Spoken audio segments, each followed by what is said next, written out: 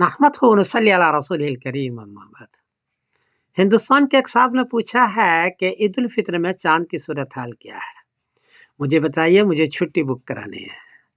जवाबन अर्ज है कि 30 मार्च बरोज एतवार को इंडिया में चांद की ऊंचाई है 14 डिग्री, बर्मा में 12 डिग्री, बांग्लादेश में 13 डिग्री, नेपाल में 13 डिग्री, कराची में 14 डिग्री, पेशावर में 14 डिग्री, ईरान में 15 डिग्री और अफगानिस्तान में 14 डिग्री।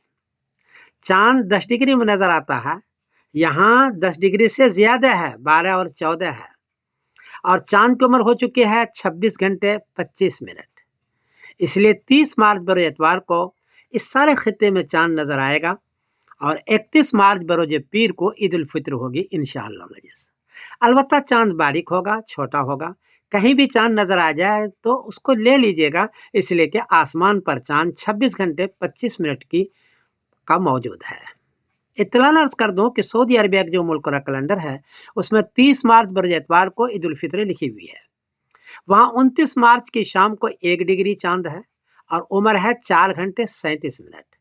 इसलिए लगता यही है कि सऊदी अरबिया 30 मार्च बरोज एतवार को ईद उल फित्र वो करेंगे, ऐसा है।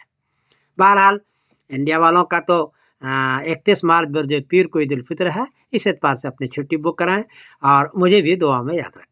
मैं समीरुद्दीन कासमी बोल रहा हूँ मैनचेस्टर इंग्लैंड से। अस्सलाम वालेकुम व रहमतुल्लाहि व बरकातहू।